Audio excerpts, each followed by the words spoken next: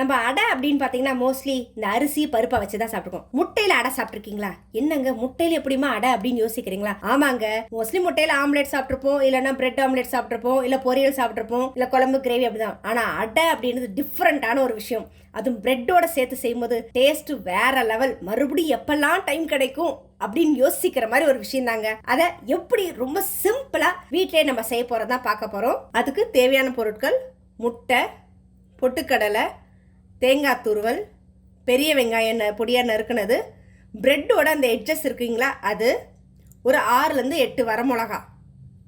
So இது எல்லாத்தையும் அரைச்சி ஸ்டார்ட் பண்ண போகலாம். வாங்க வீடியோக்குள்ளே போகலாம். இப்போது ஒரு பாத்திரத்தை எடுத்துட்டு அதில் எடுத்து வச்சுருக்க எல்லா முட்டையும் வந்து உடச்சி ஊற்றிக்கலாம்.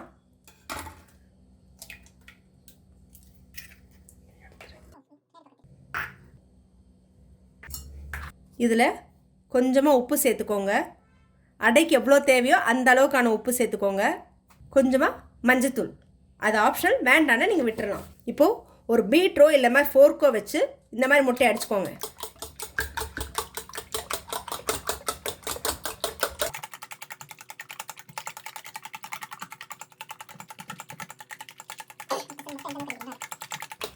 முட்டை எந்த அளவுக்கு அடிக்கிறீங்களோ அந்த அளவுக்கு நல்லாயிருக்கும். ஏன்னா பீட்ரு எல்லாருக்கிட்டையும் இருக்காது.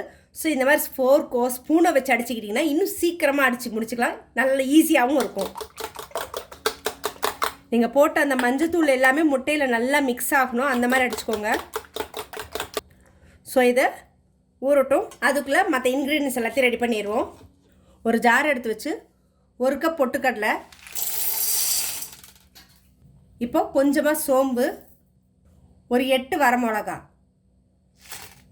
காரத்துக்கு உங்களுக்கு எவ்வளோ வேணுமோ ஆட் பண்ணிக்கோங்க. எனக்கு 8 போதும்.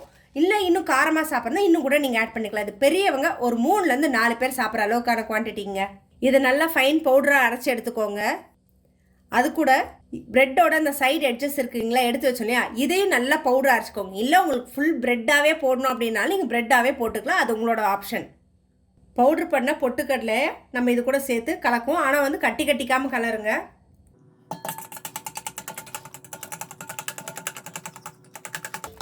கொஞ்சம் கொஞ்சமாக கலக்குங்க, அப்போ தான் வந்து கட்டிக்காது. நான் அப்படி கட்டிடும்.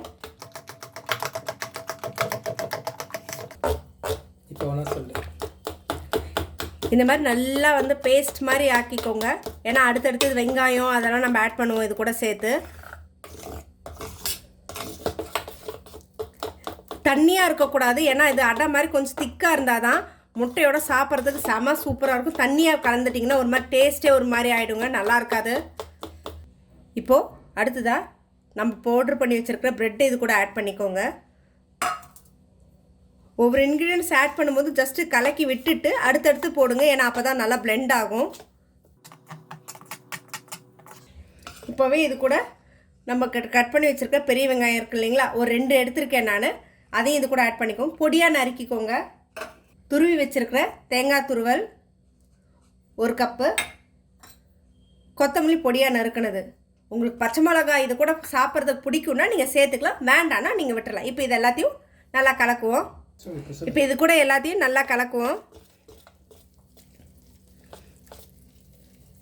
கைவிடாமல் கலருங்க. உங்களுக்கு தேவைப்பட்டதுன்னா தண்ணி கொஞ்சமாக ஆட் பண்ணிக்கோங்க, நிறைய ஆட் பண்ண வேண்டாம். ஏன்னா நீங்கள் தோசை கரண்டியில் எடுத்து நீங்கள் கல்லில் ஊற்றுற பதத்தில் இருக்கணும்.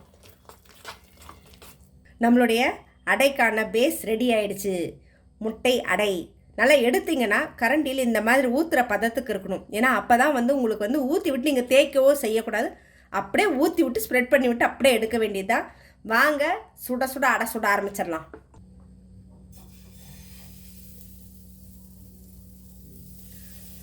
நல்லா ஊற்றி இப்படி ஸ்ப்ரெட் பண்ணி விடுங்க. ஏன்னா அப்போ தான் வந்து நல்லா அடியிலையும் நல்லா வேகும். நீங்கள் திருப்பி போட விருப்பப்படலைன்னா இப்படி நல்லா கொஞ்சம் மெலிசாக இது பண்ணி ஒரே சைடில் வேக விட்டு எடுத்துக்கோங்க. நீங்கள் பசங்களுக்கு கொடுக்குறீங்க, காய் எதுவும் கொடுக்க விருப்பப்படல, இது மேலே அப்படியே கேரட்டோ கொத்தமல்லியோ தூவி போட்டுட்டிங்கன்னா இன்னும் பார்க்கறதுக்கு செம சூப்பராக இருக்குங்க. நான் இன்றைக்கி அதெல்லாம் ட்ரை பண்ணலை, ஏன்னா டைம் ஆகிடுச்சா அதனால். ஸோ சிம்மில் வச்சு நல்லா அப்படியே மூடி வச்சுலாம்.